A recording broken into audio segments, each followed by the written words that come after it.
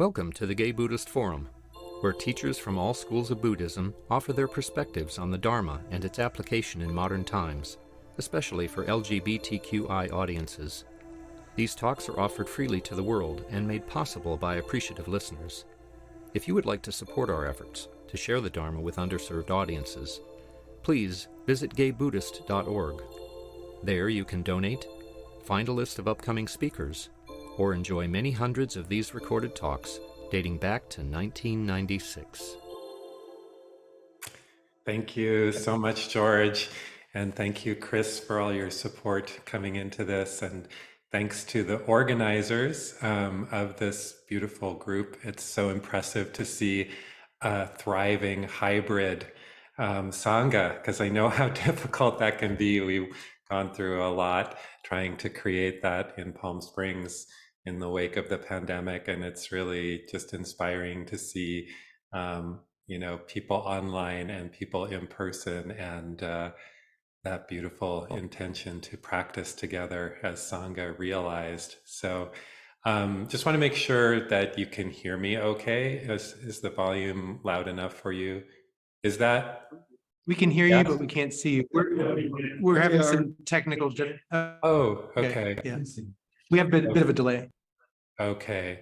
All right. I don't think I can do anything about the seeing me, but hopefully that will resolve in a few minutes. And Zoom people can see you. Thank you, Marcelo, for letting me know. And also I wanted to welcome Maria, who identified as somebody here for the first time. So welcome, Maria. Glad you're here. This is my second time with the group, and really glad to be here with you all. And so in October, I taught that queer retreat at Dhammadena, which is a retreat center in Joshua Tree that was founded by Ruth Dennison in the late 70s. It's a very interesting, funky, wild, and beautiful, inspiring place to practice. And so I was teaching it with Arena and Leslie Booker. And when we were working up the description of the retreat, the phrase, "How can we hold our grief, our shame, and our joys in these challenging times," was offered. That was one of the phrases we were going to use in the description. And I noticed the immediate aversion I had to the word shame. And I was like, who wants to talk about shame? Who wants to even think about shame? And that was interesting for me to have recognized that reaction. And I realized shame is something I'm really aware of. And at the same time, avoiding it is a guiding principle of my life. One of the ways that I organize what I do and what I don't do. So there's a documentary series about a queer Argentinian fashion designer named Santiago Artemis, and it's called No Time for Shame. And it's great. It's a great little show to watch when you're having dinner, and his energy is fantastic.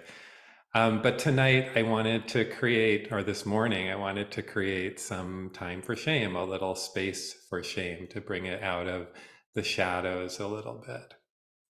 So there's that word, shame. I just wonder what might be coming up for you just hearing that word, or knowing that the talk tonight is going to be on, why do I keep saying tonight? That the talk today is going to be about that. Is there a physical reaction at all to hearing that word? Is there aversion coming up?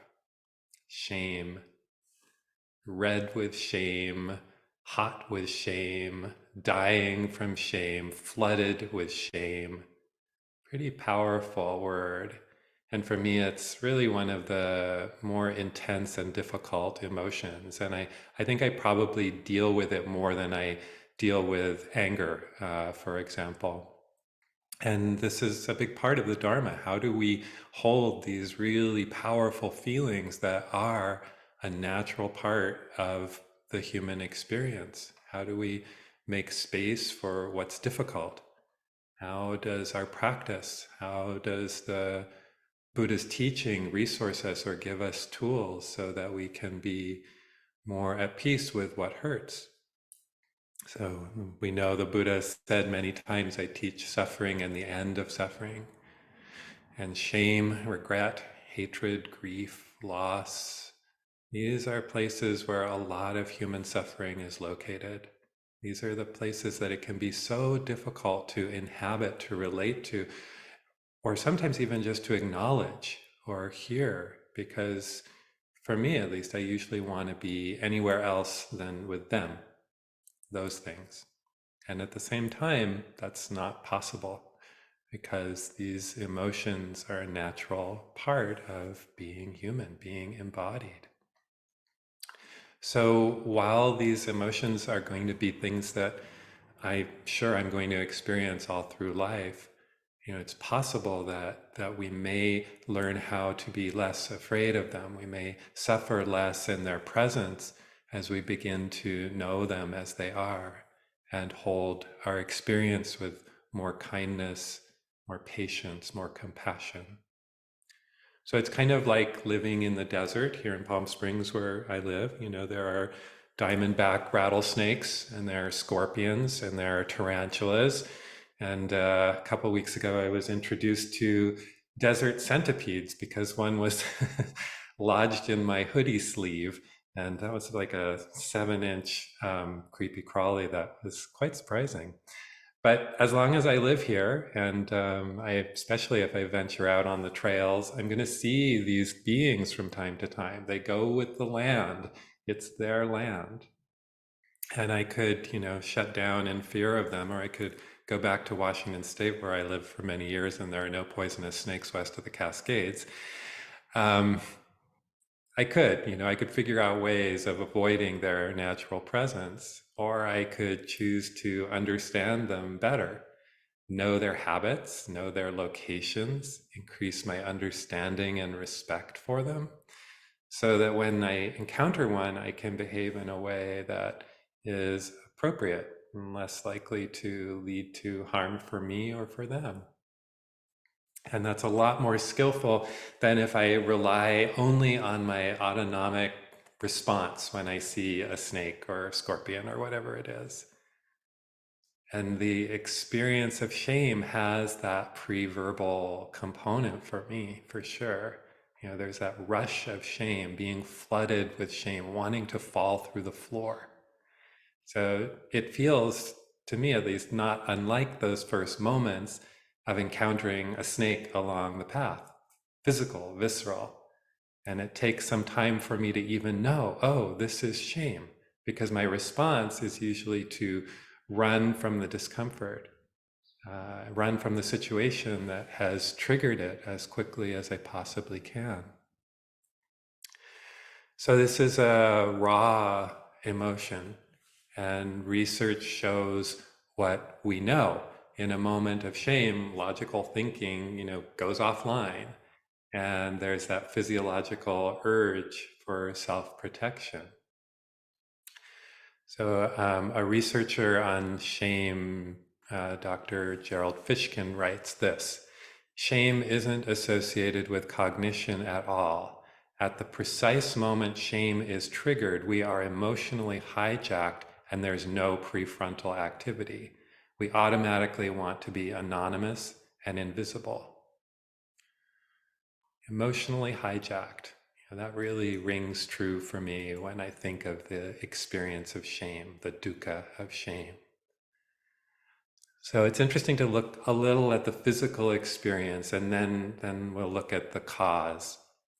And shame is a tricky one because that wish to get away, to become anonymous, invisible, that accompanies shame doesn't invite us to look very deeply, to examine it. So I tend to want to put as much distance between me and that moment of shame. I don't want to look at it. I want to run away from it. And as soon as there's a little bit of distance, I want to pretend that I never felt it. And in fact, the feeling is so unpleasant that I will do almost anything not to feel it. So shame comes in a lot of different flavors. I'll name some of them later, but at the core, in the Buddha's way of identifying the 3 root poisons or defilements of greed, aversion, and delusion, it's very much aversion, self-aversion. a sense of being unworthy, of being found deficient, not worthwhile, unlovable, of not belonging. And most of us don't need that disapproval to come from the outside, from others. We judge ourselves. We imagine what others must be thinking or seeing, especially as queer folk or marginalized people in a homophobic, transphobic, binary, racist culture. We experience, and unless we're always alert and ready for it, we experience dominant culture's judgment or the ghosts of judgment that we've internalized, our parents, teachers, bullies, even our peers sometimes. And underneath the sense of unworthiness is the sense that we're broken, not right, not deserving of love, not deserving of connection. So, what a difficult emotion. How painful. And it's a hindrance not only to our happiness, but also a hindrance to our practice. And when I started meditating on a regular basis at home, I noticed again and again waves of shame and regret, but a lot of shame seeping into my experience. And the discomfort was enough to literally propel me off the cushion. I'd remember something I did or didn't do or said wrong or was harmful in some way, and boom, I would levitate practically off the cushion and leave the room. Definitely no time for shame for me. No way. I don't want to feel this. I don't want to be with this at all. And I think that was probably a clue that I really needed to look at this, really needed to actually bring some kind attention to this, although it's been a many-year process. And this is actually one of the ways the hindrance of aversion shows up in our practice, through that hijacking sense of shame. I'm not okay, I'm not capable, I'm intrinsically flawed, or I'm an imposter, I will be found out. And you can't imagine how common that last one is for people who offer Dharma talks. That lurking fear that all of my negative self-assessments are actually true, and that you see it so clearly. So sitting here, even 500 miles away, is an incredibly vulnerable place to be. It's definitely an edge. And that fear of shame and humiliation is an incredible motivator. It works. I will go to incredible lengths to avoid feeling shame. It works. But at what cost? Is this how I want to live? Is this how any of us want to live? Making choices and acting motivated by the fear of judgment, motivated by the fear of feeling the pain of shame, because it is painful. It feels like the exact opposite of where creativity lives for me. So what is this energy? So it's both powerful and a little slippery, because shame likes to hide. And it's so unpleasant that when the shame has passed away, an activated shame state has passed away, we really don't want to go back there. So I know I'd rather do anything than recall moments when I felt exposed or humiliated or laughed at. And yet the conditioning is still there, activated or not, examined or not, ready to pop up. So hopefully, when we look and we put this into words, it can be easier to see, to get a grasp of. Of course, it's not solid, because no emotion is solid. But we may be able to understand it better the more we talk about it, which is a lot to ask. So the research says that it's actually a relatively late and uniquely human emotion. And when I read that, I was like, no. I am sure dogs feel shame. I know they do. And so then I looked into that, and apparently animal behaviorists don't believe that dogs really feel shame. They actually believe that dogs make a face and act in ways that make us feel sorry for them because we think that they're experiencing shame. And so we feel sorry for them. I don't know. But it is a very human emotion, that I do know. And it's mostly about the fear of being disconnected from others because of behaviors that fall outside of group norms. So, as social animals, being cast out or rejected from the group is an incredibly vulnerable and dangerous place to be. So, it's a kind of self awareness of how we're fitting in, how we're seen. And the pain of shame is a negative motivator that to keep us from doing something that might cause us to be cast out or targeted. It helps us get a sense. If I do X, how will I be viewed by the group? What's likely to keep me safe and what might get me thrown out of the group? And what I think the really, really interesting thing is about this is that research shows that it isn't related to our own sense of right and wrong, to our conscience, to our ethics, to what we really believe, but that we feel shame about transgressing group norms, whether we share those norms or not, whether we really believe in them or not. So this makes so much sense as queer people or marginalized people, like the internalized shame that we carry, that we have because we've absorbed these norms. And yet in our hearts, we know there's nothing wrong with how we are, who we are, what we are, how we identify. So much of what we feel around shame then is received. We're conditioned to feel shame depending on our culture and our caregivers.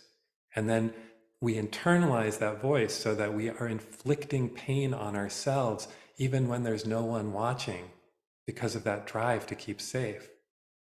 And we all know those voices. So there's a big difference between shame and guilt.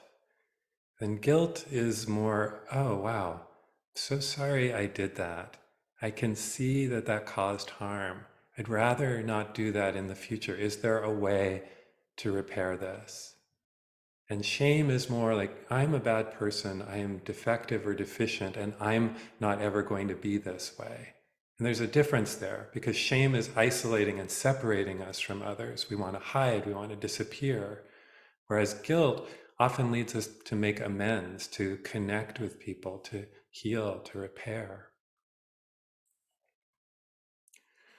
So I want to talk a bit about how we practice this, and at the same time I really want to name shame, because for something that is common to the human experience, I don't think we talk about it very much. We maybe know how it feels, that heat, the paralyzingness, the bitterness of it, but it comes in so many flavors, unwanted exposure.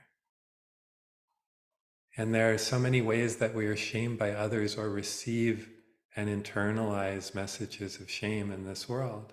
One of the very first ones I think I was aware of in my own life, very early recollection, was being shamed for sensitivity.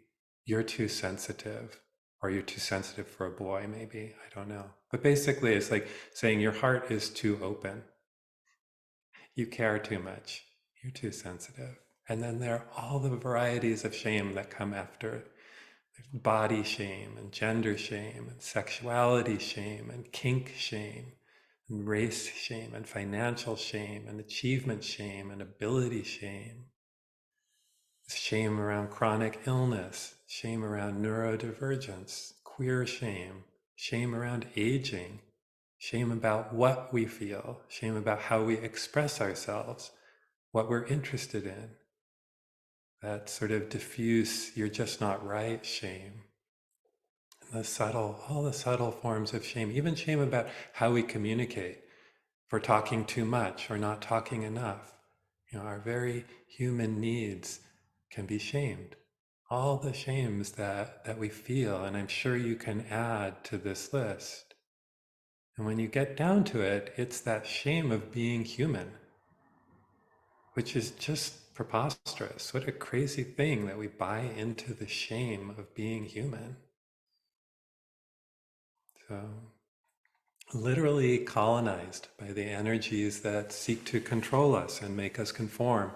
And shame is a tremendously effective means of doing this because we become colonized, internalized the voices of shame and effectively continue their work of isolating, dividing, undermining our confidence. It's really like a virus. We get infected with this.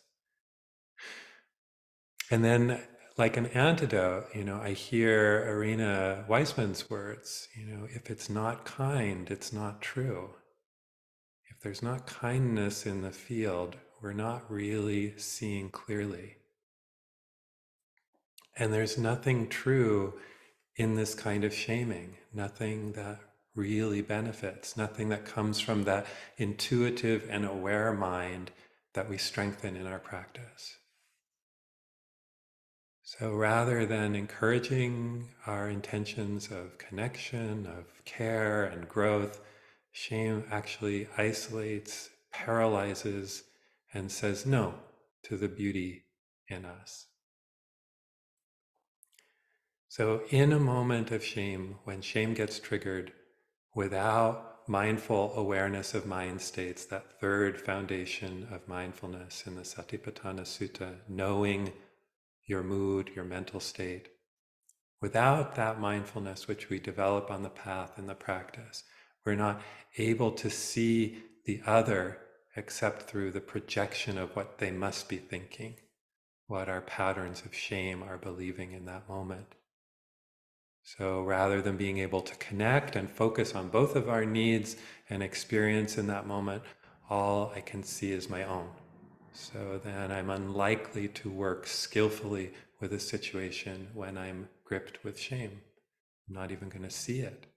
This is the suffering that arises from aversion, the pain of feeling that internal disapproval, that internal abandonment, the complete opposite of unconditional love. So I want to make an aside here and then come back to how we can practice with this, because those of you who've been practicing for a while and reading and going to retreats and Dharma talks and maybe programs and teachings, you may have come across the words hiri and ottappa, which the Buddha called the guardians of the world. And these words, hiri and ottappa, are translated usually and archaically and persistently as shame and moral dread. And I wanted to bring this up because I think in the Buddhist teachings, that's really the only place you come across shame is in this teaching on hiri and ottappa, shame and moral dread. So I find that translation really, really unhelpful, because what this teaching is really about is not about shame, but healthy remorse, a sense of conscience, ethical integrity, our wise intentions, our sila, our wise speech, action, and livelihood. And these are connective, not isolating like shame. So when the Buddha called these out as the guardians of the world, it was in the sense of enabling us to understand and remember what's wholesome, what's right, what's unwholesome, what's unskillful, and the impact that our actions have on ourselves and others. So Ajahn Sujato, an Australian monk and scholar, calls hiri the inner quality that protects one from doing things that are unwholesome or harmful. So it's our conscience, our ethical integrity. And ottappa has the sense of understanding the effects that harmful actions will have. So it's awareness of the downstream of the actions that we take in the moment. So it's really another talk, but I wanted to touch on it because that archaic translation is still widely used. And just to underscore that shame, as we use the word today, has no place in the Buddha's teaching because it's self-aversion. and delusion. So what we're really talking about is that sense of caring and connectivity and justice that moves us toward the greater good.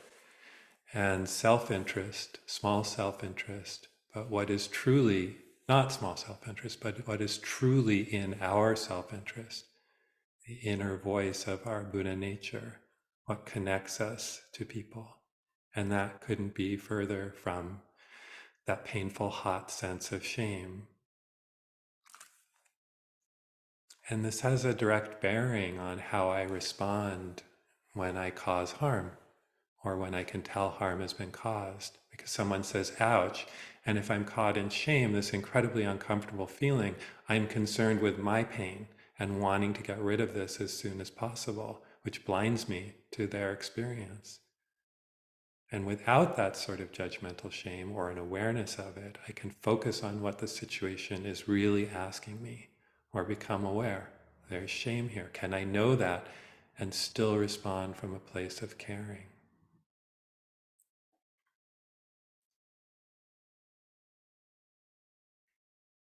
So in the Buddha's teaching, none of us are intrinsically wrong.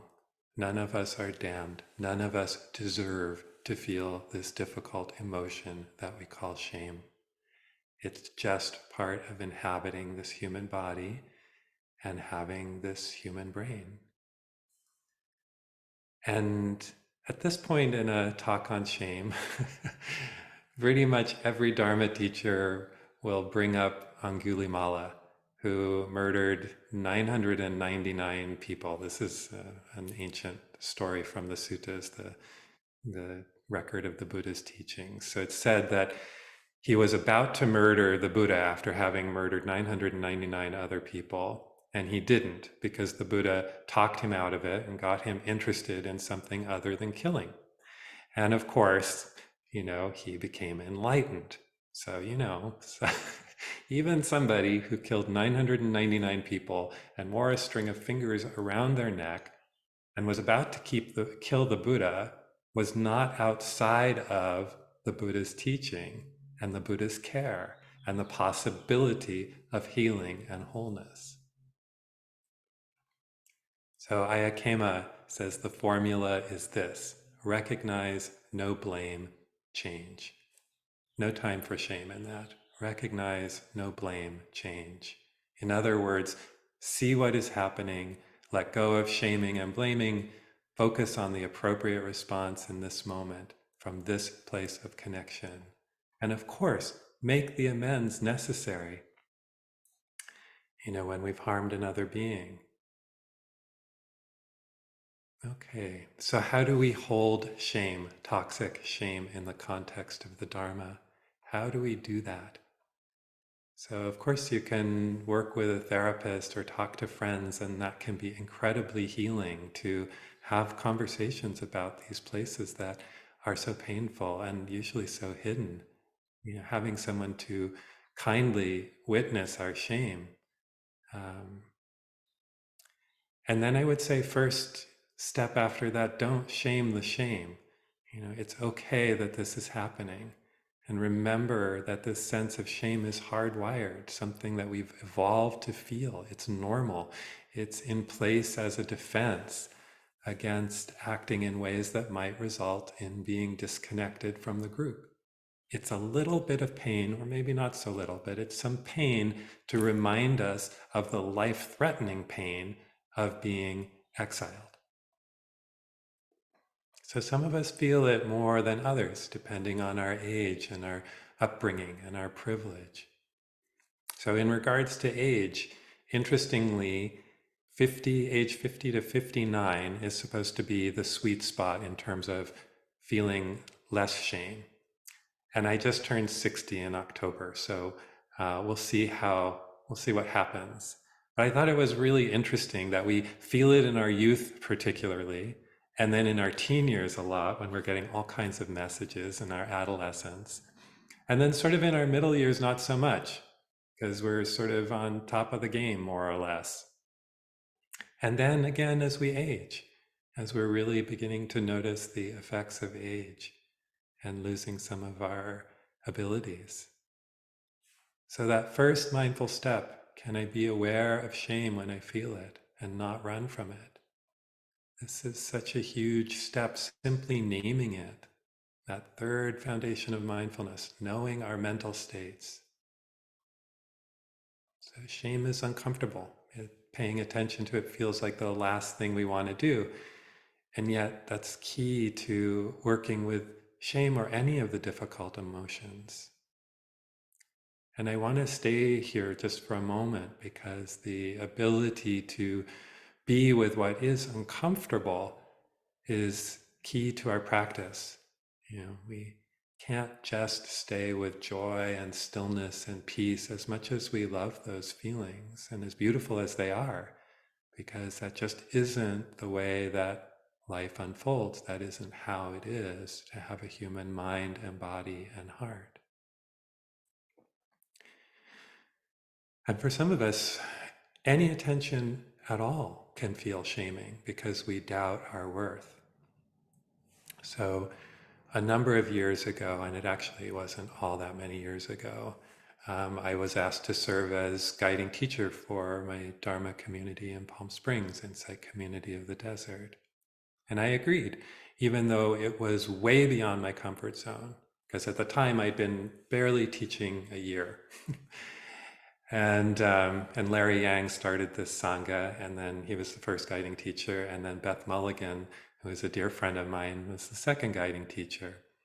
And so she marked the occasion of transferring, from her being guiding teacher to me at a Sunday meeting at our Sangha. And there were a lot of people there. It was pre-COVID, and we used to get 60 or 70 people.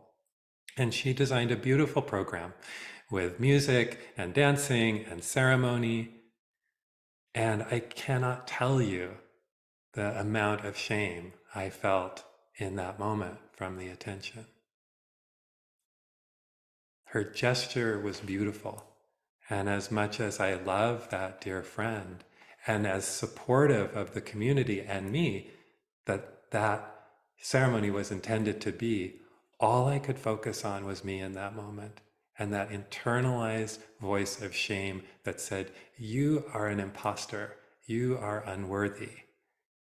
And if they don't know now, they will know soon enough.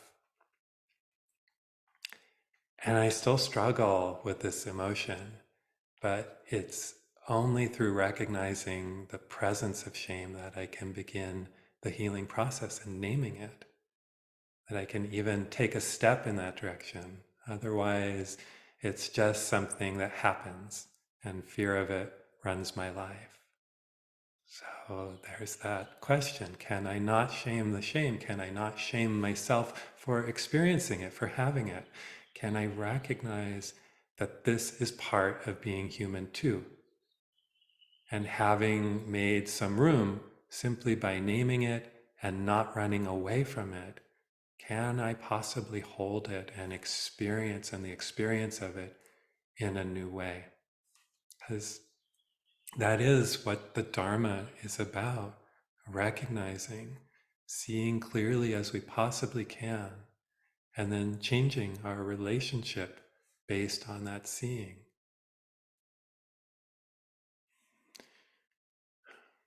So if a friend came to you and told you their deepest places of shame and regret, what would be your response? I think I would hope that my response was welcoming, that it was appreciative of their courage, and also not rushing past what was uncomfortable to try to get somewhere else. I would want to listen fully without judgment, without adding any further shame by dismissing the feeling or minimizing the experience or trying to talk them out of it. Working with shame is like working with all different difficult emotions, bringing that light of awareness to the experience of whatever it is without judgment, without rushing, with mindfulness, bearing witness, standing near, welcoming the expression of what the feeling is like, or if welcoming is too strong a word, being patient with the expression of the feeling. So a question that I came across, and I don't know where, but I think it's very powerful. Do we believe that not paying attention to suffering will diminish pain? Do we believe that not paying attention to suffering will diminish pain? Interesting to reflect on that. Many times I think I've acted as though I do believe that not paying attention to suffering will diminish pain. And appreciating the strength of vulnerability. To show another our places of shame is incredibly brave and incredibly vulnerable. To show those places to ourselves, maybe even braver. So Dr. Brené Brown, who has done so much groundbreaking research into connection, shame, and vulnerability, lots of books and TED Talks and seminars, she points out the strength in vulnerability, how we fear expressing it as weakness. Yet when we see someone express vulnerability, we see the strength in it. I wonder, when I admit my shame, my difficult places, the places where I've really struggled, does it make me seem weaker? I don't feel weaker for having done it. So what happens when I share my vulnerable places with someone I trust? So working dharmically with shame, recognize the shame or whatever difficult emotion it is. Don't chase it away. Keep some space around it and allow it to open. Notice, how does it feel? What's the body response to it? And then what's the mental response to it? What's the condition of my heart around this? And that question, is it true? The feeling is true. Is the story true? And if it's not true, then how does my relationship to that story change? Or how might it change? So this is part of the core teachings of the Buddha. We recognize it, we see it, we understand it, and we see what else is possible in the space of understanding. And then as part of our wise effort, we cultivate wholesome mind states. So Rick Hansen points out that our inner critic, that inner voice of shame and unworthiness, is incredibly loud, and that our inner nurturer is often hard to hear. But we can encourage that voice. We can choose to bring the light of awareness to that voice, to amplify it, to practice it. The voice that knows our deep worth, that delights in the beautiful in us and in all beings. The voice of our divine self, if you want, or Buddha nature, or our original face, or whatever you want to call it. We can reclaim our innocence. We can reteach ourselves our loveliness, as the poet Galway Kinnell says. May I accept myself as I am in this moment. May I accompany this experience with kindness. May I feel my own care. May I be able to receive it. Bell Hooks wrote, "Love knows no shame. Love knows no shame." This is so much of what we do in our metta practices. Love without shame. Remind ourselves, train ourselves to give and receive love.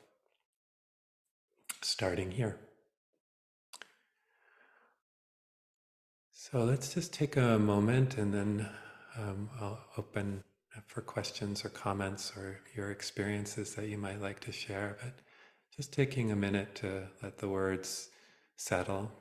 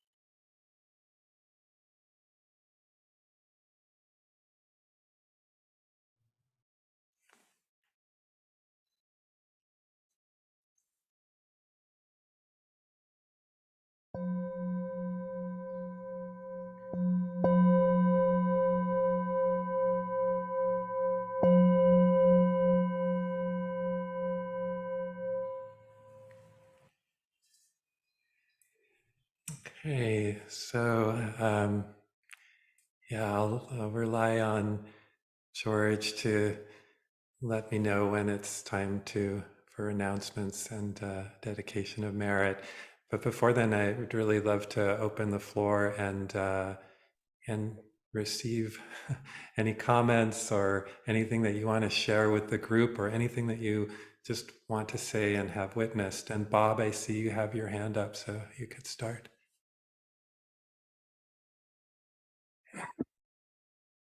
Oh, and you're muted. Is that better? Yes. Okay. Thank you for a very thought-provoking discussion. My sense is, though, shame requires my cooperation. It requires my cooperation to accept the truth in the source or cause of whatever is creating this negativity. And if I don't believe it, I'm not going to feel shame. Yeah. So shame requires my help. And I think I generally refuse to give that help. So, but thank you for allowing me to think about that. Yeah, thank you, Bob. And I think you're doing the practice. You're questioning it, I think, and deciding consciously what you're going to subscribe to and what you're not. And I think the problem for a lot of us is that we receive these messages and we don't even know that they aren't ours. And so that differentiating what's my voice and what's the voice of the culture, and what's delusion that I don't have to accept. It's beautiful. Thank you.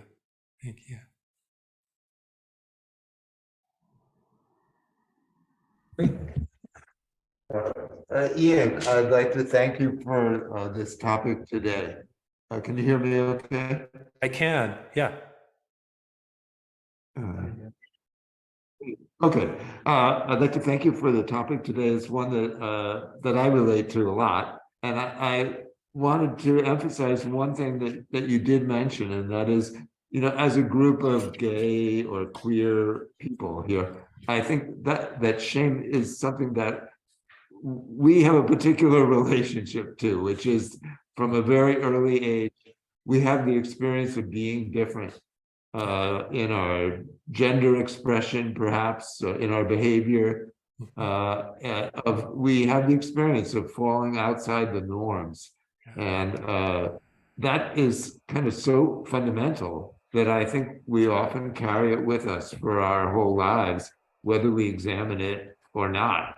And people respond to it in different ways, and perhaps escape from it in different ways, or surmount it in different ways.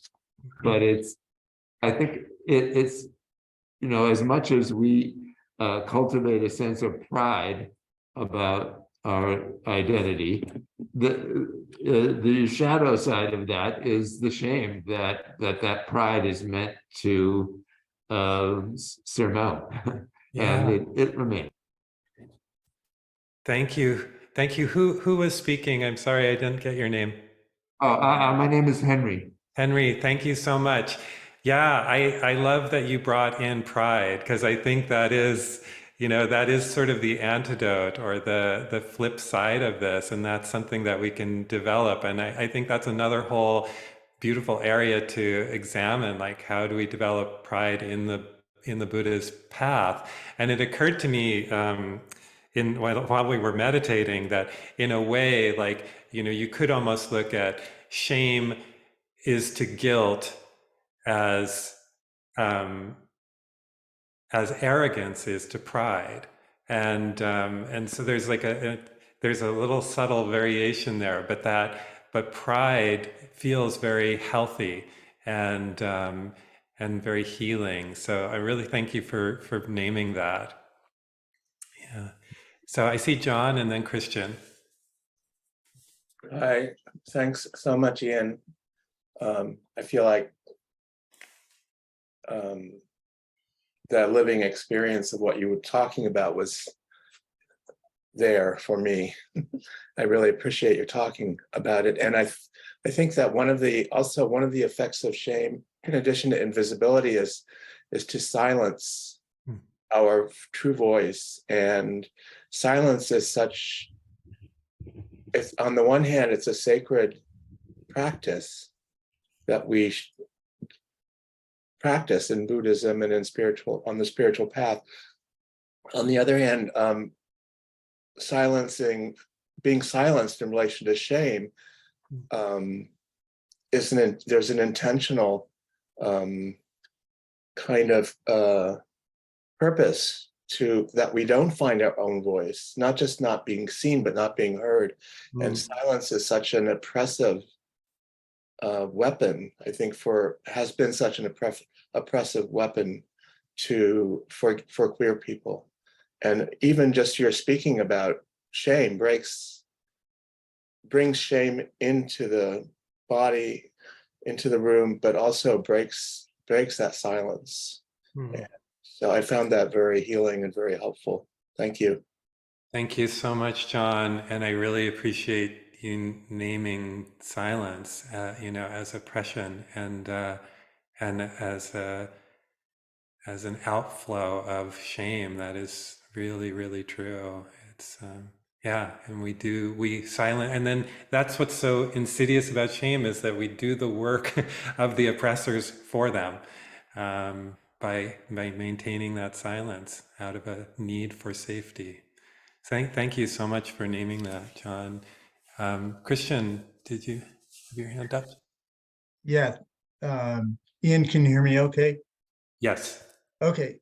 Yeah, thank you so much for bringing this topic in particular to the group. It really resonates with me.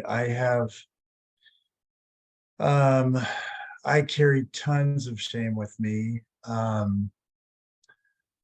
And I guess until today, I don't know that I realized that's what it was. I had a more general term for it. I think I just call it anxiety. But I think now I'm realizing it's shame. It's shame. And it stops me every day from being the real me. And I'm sort of, I can't think of anything else to say about it, but it's really a lot of food for thought, and I really appreciate you bringing it up. Thank you. Thank you, Christian. Yeah, I really feel that too. It's really helpful to name what's going on in terms of that emotion and see it. I mean, I think I just didn't really know what it was either. It's just, oh, I'm uncomfortable or anxious, or it's just something I want to get away from, not to actually look at. And I see Chris. Yes. Great. A centipede in your hoodie, I would have died after that. I couldn't stand it. Anyway, when I get into the depths of like a real deep meditation, when I'm really into a centered sort of samadhi, and then I feel that sort of, there's a thought that arises and I feel a cringing occurring and I start to protect my chest. There's a somatic sort of offering out your neck a little bit to a superior. I know I'm on something, and it's generally related to a little bit of a hindrance, especially related to shame. And you start to investigate it when you're sitting, and you start to look at, oh, there's that bully on the whatever, or there's the people that kept me from doing this, or I was afraid to express myself sexually, or felt guilty for touching myself, and then, or the shame of that is shame for who I am. It seems as though I can't quite figure it out when I'm sitting, but I know I'm touching into it, and it's falling apart as I'm sort of touching it. It's that sort of not knowing, but you're sort of allowing it to fall apart in your psyche to sort of later compost it, in a sense, and sort of plant a new flower in it, a new lotus and a new rebirth or whatever. But and through practice has been probably the most beneficial for me to see it. So anyway, thanks for your talk. Thanks so much. Thank you, Chris. Yeah, beautiful description of the practice. And I think that's so much of what it is. It's the seeing it. And in the seeing, wisdom arises, and wisdom knows what to do. So thank you. Thanks for that.